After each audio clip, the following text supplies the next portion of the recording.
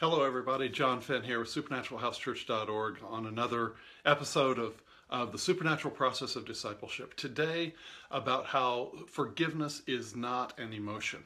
You know, we live in a culture that is full of hurts and full of distractions, and we equate, unfortunately, in our Christian culture sometimes, the idea that I want to forgive somebody because I know I should, but I don't want them to get away with it. I want them to have this sense of injustice, to be aware of what they're doing. And we feel like somehow if we say I forgive them, that we are somehow condoning or agreeing with or acquiescing to their bad behavior. And so it's a struggle because we have this strong sense of justice and what's right and what's wrong. And we feel like we've got to lay that down to do the forgiveness thing. And I'd like to share with you actually what Scripture says. Because in Mark chapter 11 and verse 25, Jesus said, as you stand praying, forgive. Now, when he said, as you stand praying, forgive, he took that out of the realm of the emotions. He just said, as you stand praying, forgive. It's a decision. You know, you think of it this way. Jesus was on the cross, you know, drawing his last breaths when he said, Father, forgive them. They don't know what they're doing. There wasn't an emotion involved in that. It was a decision saying, look at those Roman soldiers. They don't realize what they're doing. They're just following orders. Stephen in Acts chapter 7 and verse 60, the last verse of Acts chapter 7, as Stephen is being executed by stoning, which is a long and painful process. But as he's dying, he says, Lord, lay not this sin to their charge. It wasn't that he was feeling warm and fuzzy about all those guys throwing rocks at him and killing him. It was that he made a decision. Because Jesus said, as you stand praying, forgive. Now let me take you through this, because this is what I want to differentiate.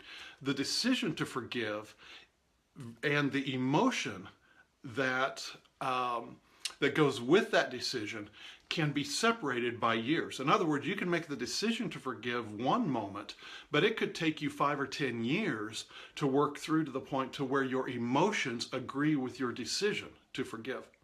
In my own life, it was this way. I'm the oldest of 4 kids. My dad and mom lined us all up on the sofa when we were 11, 9, 7, and 5. We were stair-step kids. You know, I was the oldest at 11 and a half. 11, 9, 7, and 5. And Dad said that he and Mom were getting divorced, that he was leaving. And my little sister, who was 5, didn't understand, because in that day and age, you know, divorce really wasn't all that common, certainly not in our family circles. And my dad said, I'm divorcing your mother, I'm divorcing you kids. There won't be any birthdays, holidays, Christmas, nothing like that. And so, you know, in retrospect, I know he didn't mean to inflict hurt, but he was just trying to lay it out there, saying, I'm divorcing your mother, I'm divorcing you kids. It was incredibly cruel to 11, 9, 7, and 5-year-old.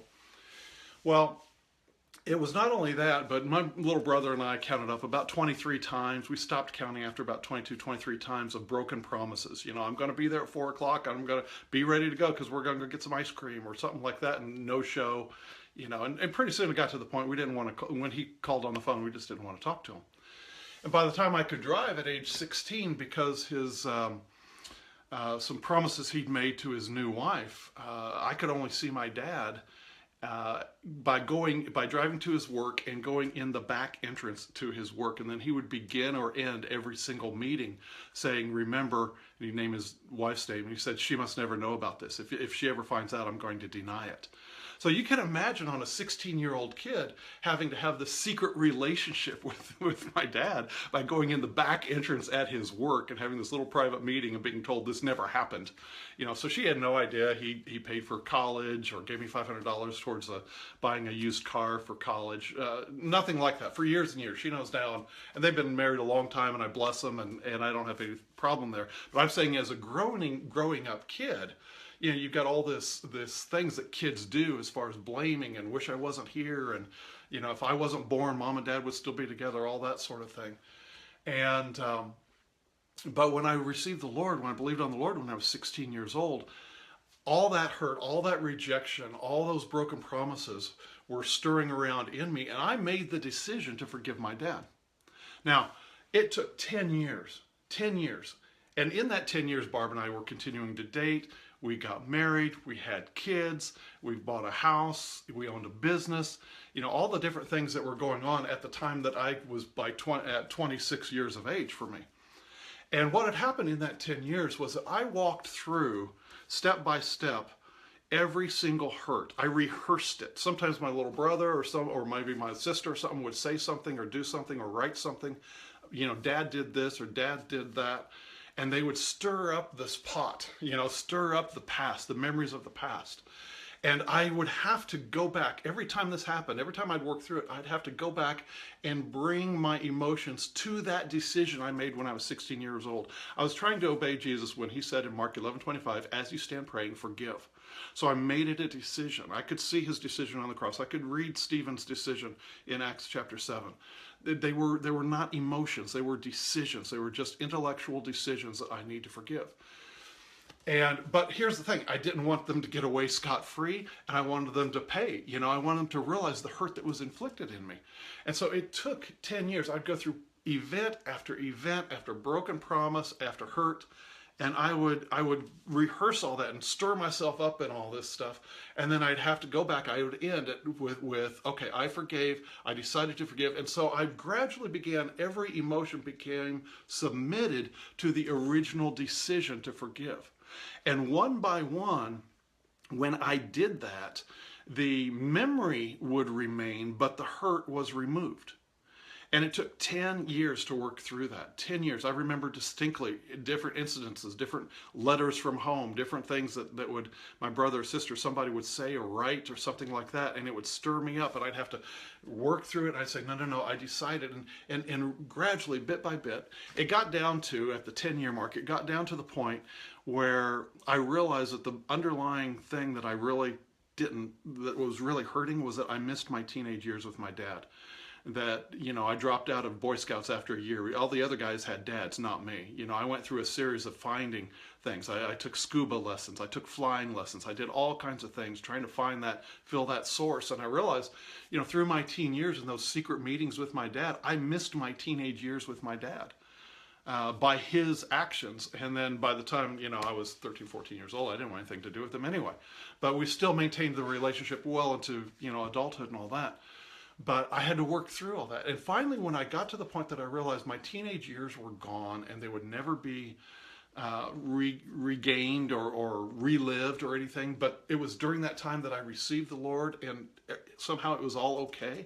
Once I realized the emotions submitted to the decision that I'd made 10 years earlier, that was the last thing. And so now all those memories remain, but there's not any hurt that goes with it, because I gradually over 10 years got my emotions to submit to my decision after I processed it. Now, Jesus said in John 20:22 or 23, let me see here, I may have a little note there.